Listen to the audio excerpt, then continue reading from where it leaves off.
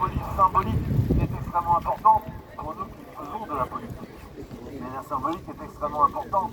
Et celle-là, elle nous renvoie au 15 avril 2019. Certains d'entre vous étaient peut-être là.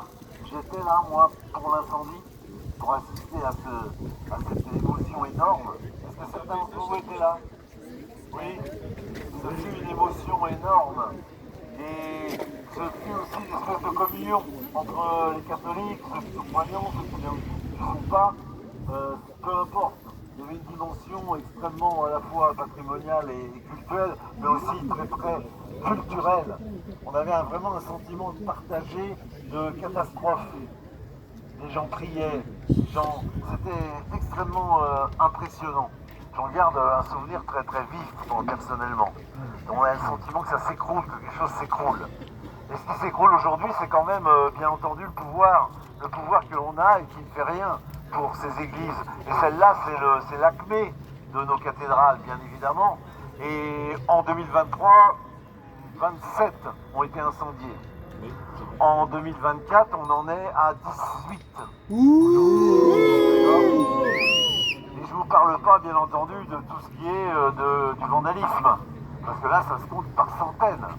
D'accord? Et tous les ans. Donc, c'est catastrophique. Et à l'occasion de cet incendie, dont on ne sait pas au passage, après 5 ans, bientôt elle va rouvrir, mais depuis 5 ans, on ne sait pas où en est l'enquête. C'est quand même intéressant. 5 ans d'enquête. Alors ils ont nommé un général pour s'occuper de la reconstruction. Ils auraient pu nommer un général aussi pour s'occuper de l'enquête, peut-être. Parce qu'après 5 ans, c'est un peu surprenant. Une chose est certaine, on l'a perdu le général. Oui, il est mort. On l'a tué. Un accident. Il y avait un gardien qui ne connaissait pas la cathédrale, un seul gardien. Et il a mis plus d'une demi-heure parce qu'il s'est trompé de lieu. Il a vu quelque chose clignoter sur son tableau, vous voyez, et comme il ne connaît pas bien les lieux, il a cru que c'était ailleurs. Il a été voir, il n'a rien vu, il est rentré, il a arrêté le truc, point barre. Il a fallu que quelqu'un vienne le voir pour l'alerter. Une demi-heure après, alors que en 10 minutes maximum, les pompiers sont là, c'est évident. D'accord? Donc la responsabilité, de toute façon, elle est énorme, elle est écrasante, quel que soit ce qui a provoqué l'incendie lui-même. C'est pas un mégot. Et donc, oui, le mégot est difficile à digérer, c'est certain. C'est certain. Avec nos forêts de hêtres, le mégot est difficile à digérer, c'est sûr. Après 5 ans, toujours rien, toujours le silence. Alors une chose est certaine, c'est que Macron, à l'issue de cet incendie, de cette catastrophe, il a voulu changer et modifier des choses. Et pour l'instant, il n'a pas réussi. Alors à la finale, il essaie, comme ça, un petit peu en loose dé, de nous balancer des vitraux différents de ceux de Viollet-le-Duc, alors que la commission scientifique et technique qui préside à la reconstruction a unanimement déclaré qu'il fallait remettre les vitraux de Viollet-le-Duc. Ils ont été déposés, ils sont intacts. Ils datent du 19e siècle, ça a du sens par rapport à l'histoire de la cathédrale. D'accord? Donc inutile de mettre des objets contemporains, il y en a assez dans les musées contemporains des œuvres contemporaines. D'accord? Donc il est important de conserver. Et alors à la finale, Macron il a envie de nous faire quand même un petit tour de passe-passe.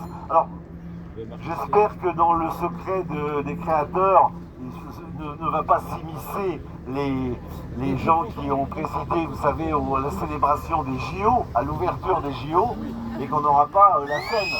Qu'on n'aura pas la scène, il faut se méfier parce que ce pouvoir il est prêt à tout pour inverser les valeurs et pour écrouler la France.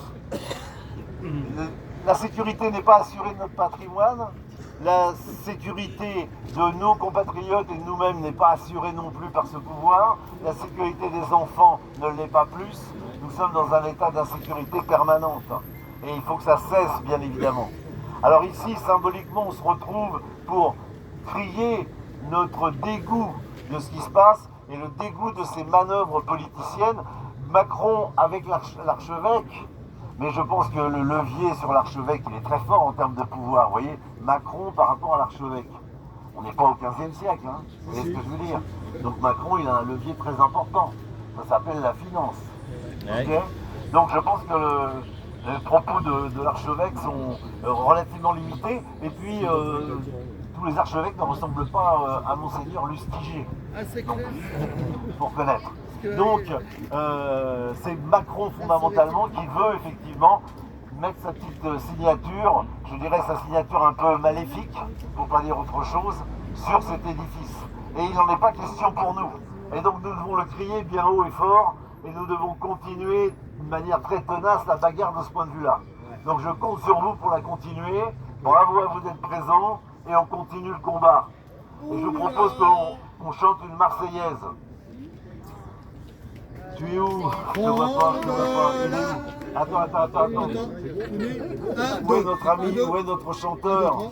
C'est Frédéric, notre chanteur. C'est Frédéric, notre chanteur. C'est Frédéric. Il est là, le diable de Vauvert. Oh, les artistes. Attention. Frédéric, il est bon. Bien. Ah bah voilà. Voilà. Par contre, je vais pas monter à cause de... Oui, ça existe. Mais tu ne fais pas ça. Non, pas besoin. On fait un capella. Ça l'arsène. C'est bon. On y va. 1, 2, 3. Allons enfants de la patrie, le jour de gloire est arrivé. Contre nous de la tyrannie, l'étendard sanglant est levé. L'étendard sanglant est levé. Entendez-vous dans les campagnes mugir ces féroces soldats. Ils viennent jusque dans nos bois, égorger nos fils et nos campagnes. Aux hommes citoyens, formez vos bataillons, marchons, qu'un sang pur abreuve nos sillons.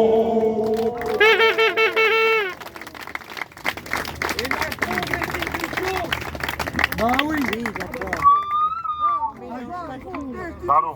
Bravo à tous. Alors, Florian Philippot avait envie de venir nous voir, bien sûr, de rendre une petite visite. Il ne peut pas parce qu'il est coincé par rapport à ses démarches mosellanes concernant son Tour de France qui commence samedi 5, cette semaine. Donc, voilà. Mais il est tout clair avec nous. Bravo à vous. Et à très bientôt, j'espère.